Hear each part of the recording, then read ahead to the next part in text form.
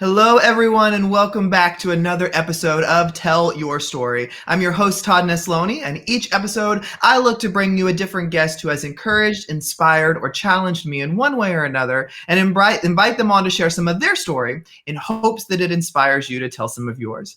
I'm thrilled to have my guest today, Jennifer Jessie, on with me. Jennifer, tell everybody kind of who you are.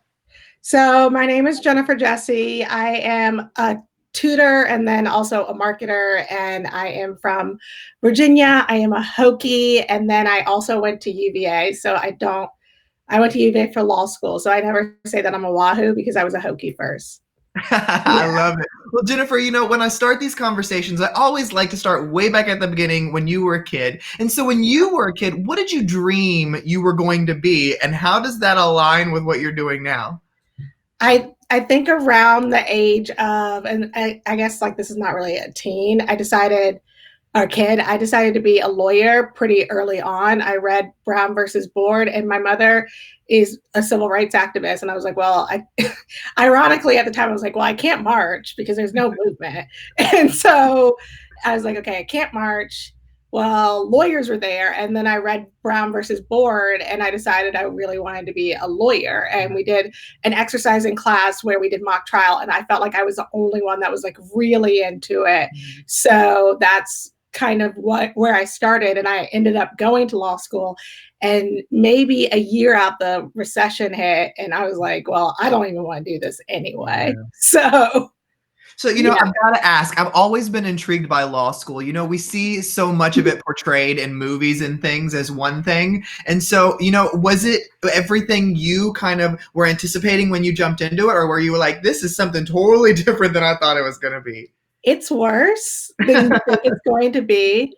And everybody in the movie, like the thing that always strikes me in TV shows and movies, like their hair is done, their makeup is done, they change clothes every day. And that definitely didn't happen. I went to law school in 2006 to 2009. I wore juicy couture velour tracksuits almost every single day, or some kind of sweats. I looked a mess. It was probably the most stressful period of my life. For me, especially because I had the Virginia Tech massacre happen while I was at UVA, and I knew some people who were killed.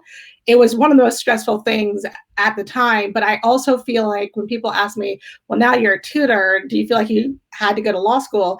I also felt like I got the best education of my life while I was in law school. It just allows you to see different perspectives and approach questions in the world very differently. So I'm sure then you still see yourself using things that you learned from law school, even in what you're doing now, right?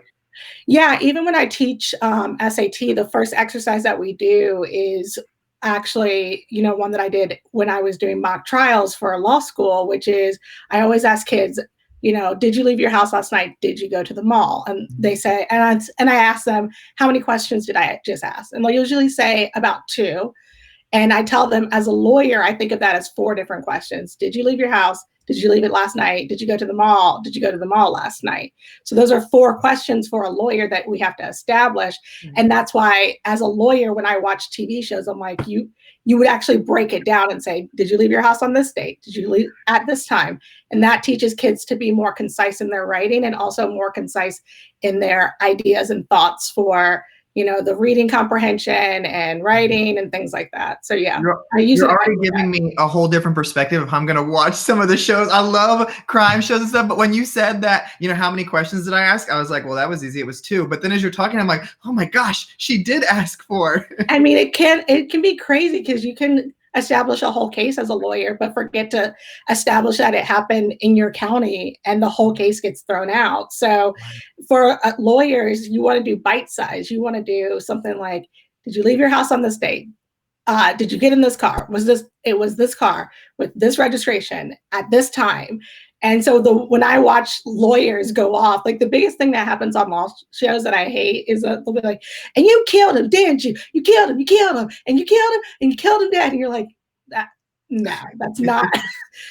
I have 50 objections to that. So I love it. Well, switching gears a little bit, at some point you decide that you want to get on social media and start connecting and sharing. And I love your Twitter profile thank because you. you're an SAT, ACT tutor, and you don't see a lot of those, especially being active on social media. So talk me through kind of that process of when you decided I want to start connecting online, and then how that shifted into being very specific over SAT and ACT prep.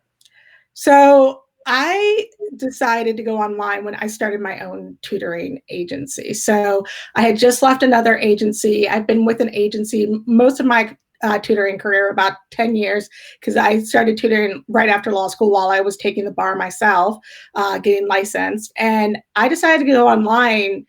I don't really remember the big impetus to go online, but I remember thinking I have all of these books in my house and I want these kids to know this is not a good book, but this is a good book, or this is a good book, but it's only good for kids that are in this range.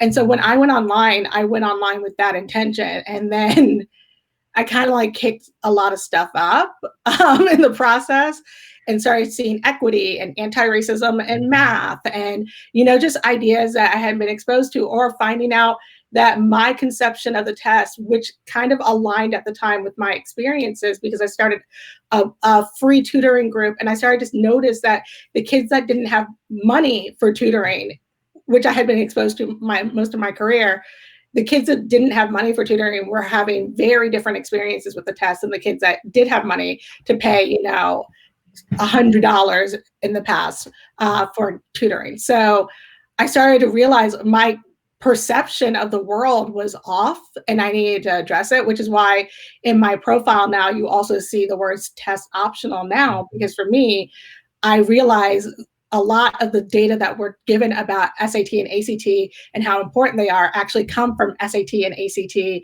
themselves, and shaping the narrative and making us believe that these tests will give students opportunities. But I found my students weren't getting the opportunities, and the data was actually skewed the other way. Well, being someone who's well versed in those tests and being a tutor and really understanding the ins and outs of it, what is your perspective on instances like some California institutions who got rid of it this year?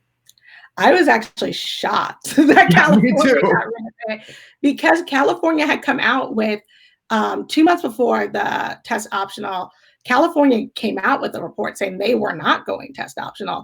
And in that report, which one of the things that happens, and I started to notice this trend, I'm very lucky because I have people like Accept Group, people like Akil Bello, who kind of directed me to resources where I could learn more about this test and start to see the patterns that come out. I saw California in their report that says we were not going test optional, citing ACT and SAT research and explicitly thanking them. And so I'm like, well, of course, if you're looking at their research, they're going to tell you it's great, right? And it's amazing, and it gives all these kids opportunities. But one of the things that I started to realize is on my end, my kids were saying, and I had never, encountered these type of kids in private tutoring when I wasn't free, right? But my kids were saying, I said to them, well, what were you going to do if you didn't get tutoring? And they said, I wasn't going to go to college. And they just said that so casually. Wow. They're like, I couldn't afford it. So why would I go? Because I don't have the scores. And what they were looking at is the average score. They didn't realize, okay, well, there are students that are above average and there are students that are below average. They weren't given enough information in the process. So I started to realize my kids were not even applying to go to these colleges. And California then reversed course because of COVID. And while I'm happy that we are seeing a lot of reversals, it does make me frustrated to know that when it was just, low income and minority students, it wasn't a priority to get rid of these tests. But the minute the majority was impacted by COVID, we get rid of them. So I'm happy that they're gone, but I'm also upset that, my students and low income students and, students across the country who said, this is a barrier for me, weren't listened to from a long time ago. And I applaud the people who were test optional before COVID. And I applaud California because once they did come out, they came out very strong and said, we're going to do test optional first and then test blind, which is very different. Test optional is we're going to allow you to submit the test if you want. If not, don't submit it. Test blind is you're not submitting anything. We're only going to look at your grades. And GPA over 4 years is probably better of an indicator than 1 day of one test. Yeah.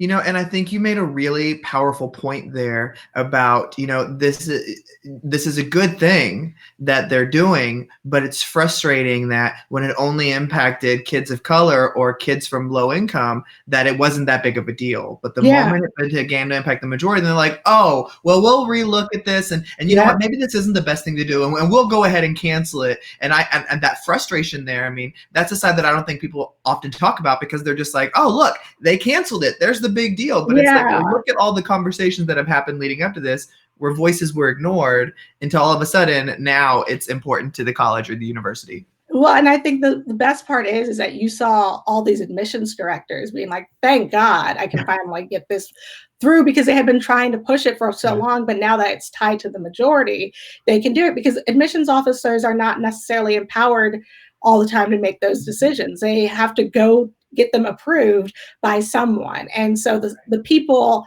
who they were getting approved by were the ones that were rejecting it, and not necessarily the admissions officers who are getting a bad rep. Now, there are some admissions officers who are actively working to keep the test, and we have to keep those people accountable. But most of the time, we have to keep, the Board of Regents or the Board of Visitors accountable. Right. Well, one thing, Jennifer, that I've just really been impressed by you is when I've followed you online, you seem so sure in your voice and who you are and what you believe. Has that always been the case, or is that something you had to grow into? I mean, I come from two very strong people. So my mother is a civil rights activist. She's also an educator. She was a principal for, I think, over 20 or 40 years, like something ridiculous. Yeah. She was a principal for 20 years. She was in this county for about 40 years. She's always been in education. She started as a speech pathologist, worked her way up, and she came from a cotton field in South Carolina. She marched. She told me the other day, I said, you went to jail 3 times. She goes, no, I went to jail twice, prison once. And she is known in our county. She's now on the school board, and she's known in our county for just not taking any mess and just being very honest.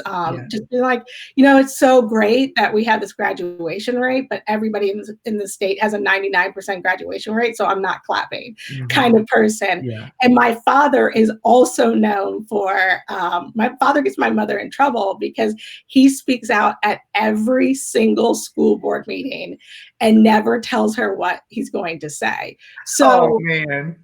So I think for me, it's very easy because I see a lot of people saying like, I'm scared to speak out, or I just don't want to be criticized, or I don't want to feel attacked. And the first thing I get my back up really quickly if somebody says attack, because we're seeing people who are actually attacked and killed, right? So hearing that you think criticism is an attack, that's just a very interesting way to frame it and makes it seem more extreme than it is.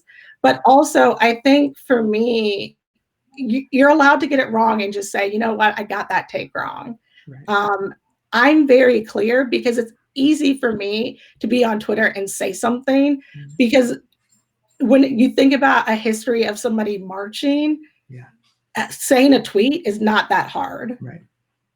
Well, you said something powerful that reminded me, I had a conversation recently with a gentleman, Andre Dowdy, and he said, when people tell me that they've been afraid to speak out, he said, and then you ask them why, and they're afraid they might lose a friend or upset somebody. And he was like, you shouldn't be afraid that you're going to lose a friend when people are losing lives. Like, it's two Mhm. totally different things here. And so I think that it's powerful that you brought that up. And so, shifting gears just a little bit in our conversation, our conversation is being recorded in a time where it is very public, the amount of racism and discrimination and police brutality that's happening across our country. You and I both know that this is nothing new. Yeah. It's not something that has just come to light, but it is a big national focus right now. And so Mhm. I'd love to just start that series of questions with, how are you holding up during these times?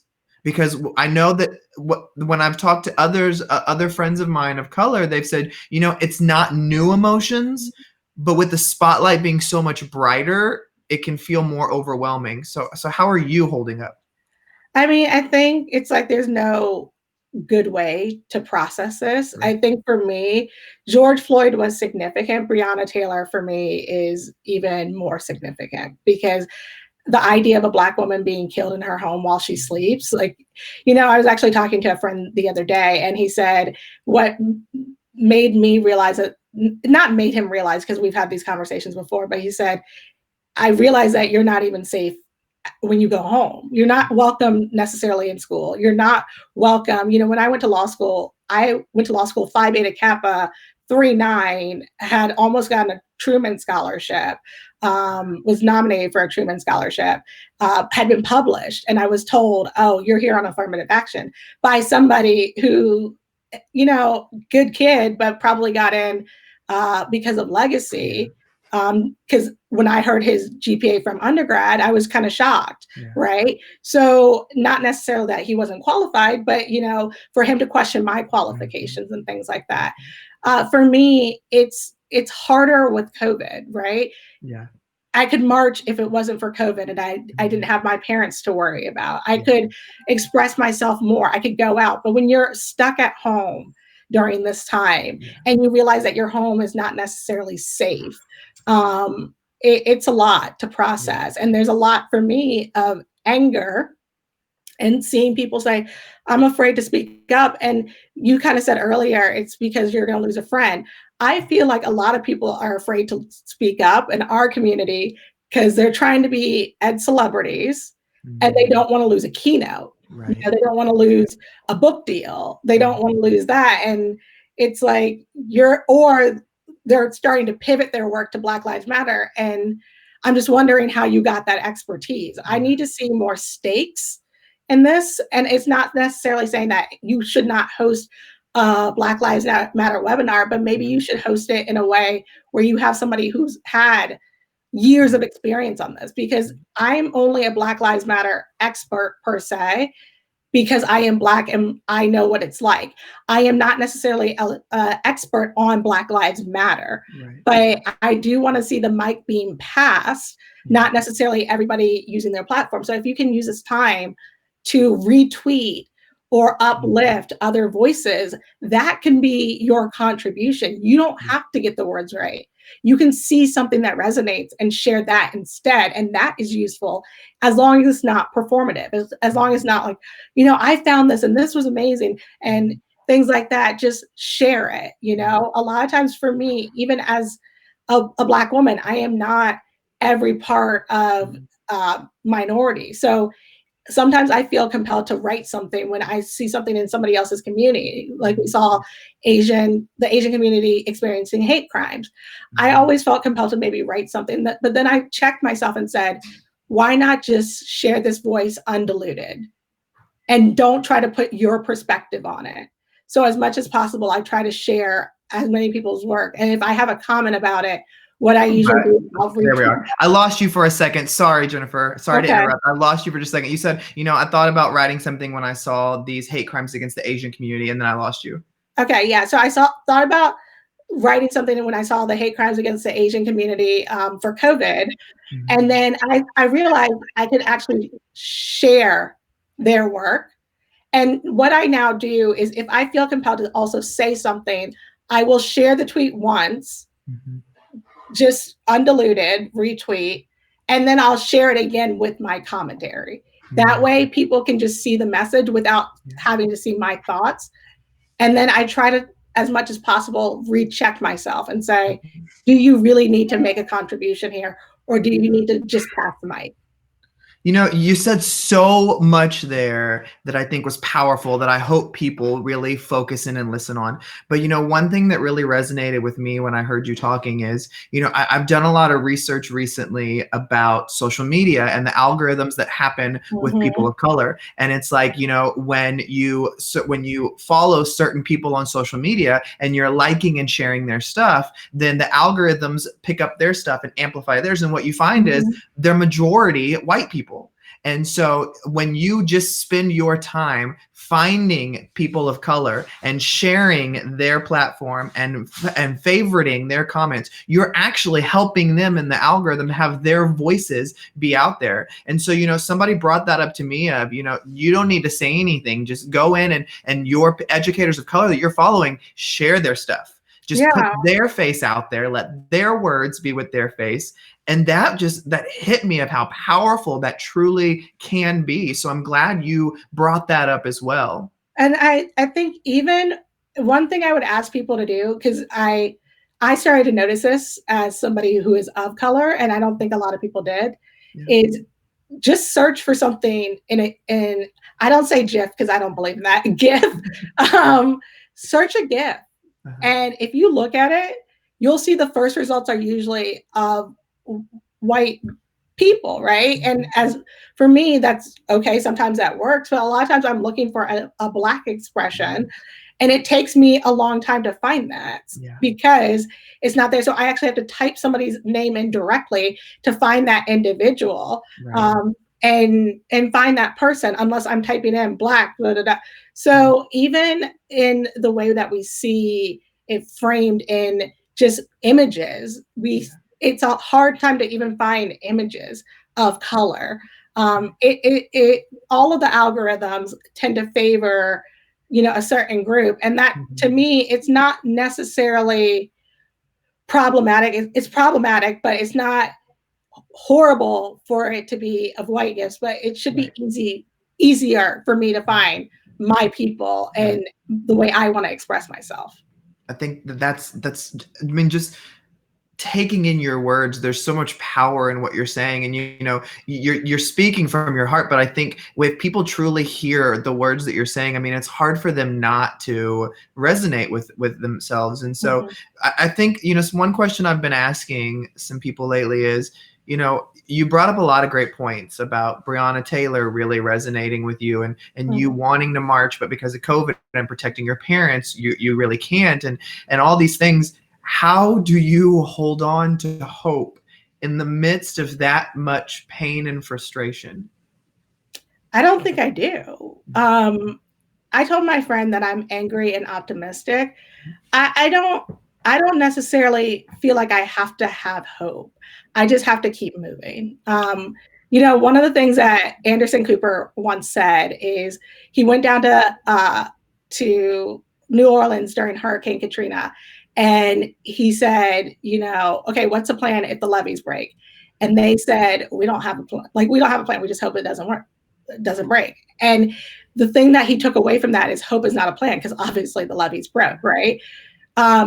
I would rather have a plan, right? And one of the critiques I see a lot is, well, Black Lives Matter doesn't really have a plan. And I'm like, it's actually published. It's a document that you can go out there and whatever. What's the point of looting? What's the point of rioting? What's the point? There's documents that explain that.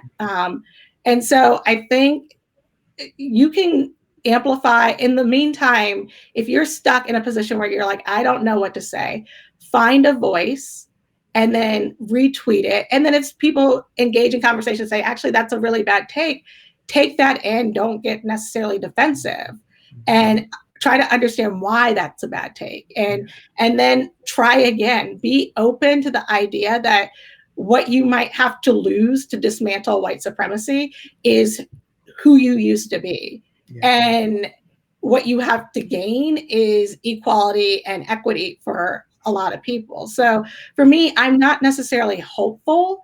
I'm more plan oriented. And I also always go back to this, line from I rise, which is I am the hope and the dream of a slave. And that for me is true. Yeah. Somebody had to survive slavery for me to get where I am today. So how can I believe that I can't overcome this when I have that history behind me? I don't have a hope necessarily. I just know that my people are resilient. Yeah. And if somebody survives slavery for me, then I can survive for the next generation. I love that. That was beautiful. Well, Jennifer, as we wrap up, one question I always love to end all of these conversations on is I believe as people, there are things we hold true to our hearts and who we are and what we believe in are the foundation of so much of what we do. And so for my listeners today, if they were to walk away with one thing, what would your one thing be for them? Ooh, that's going to be hard. I think I'm going to do Test Yeah. optional now, and you can actually find out about that movement from Student Voices. There's a collection of students that are getting together to try to dismantle the SAT and ACT. Also, Accept Group is a great resource. I will also plug another person of color. Akil Bello is one of my favorite people who talks about SAT and ACT dismantlement. And then also probably Hope is Not a Plan. You know, look into any narrative that says that there's not a plan after this. There is. It's just that the people who march in the streets aren't necessarily the ones, they are the ones that are designing the plans, but you have to go look for it. You have to go search for it. And I think I'm going to say a third one, which is amplify other voices if you're not an expert, and pass the mic. Yeah. I love that. Well, Jennifer, you have such a powerful and incredible voice. And I was so excited when you agreed to talk today. And I just know that this is one of those conversations that I'm going to go back to and listen a couple times because you had so many nuggets of wisdom in there. Like I can't even digest it in one sitting. Like I've got to go back and take some notes. So you are incredible. I hope that you continue to spread your wisdom and your words with so many of us. So thank you for coming on Tell Your Story today. Yeah. Well, thank you for having me. And I would say that's a Lily Jessie, Richard Jessie trait, honestly. Like it's passed down. Everybody in my family is vocal. Everybody. So I would say before we go, it's a learned experience to be vocal. You're not going to get it right. And you can always apologize if you don't get it right. So. I love that. Well, thank you everybody for listening or watching another episode of Tell Your Story. Remember, you can check out past episodes on iTunes, Spotify, SoundCloud, YouTube, wherever you get it, it's there. I hope today's conversation with Jennifer has encouraged you to get out there and tell your story because every story matters.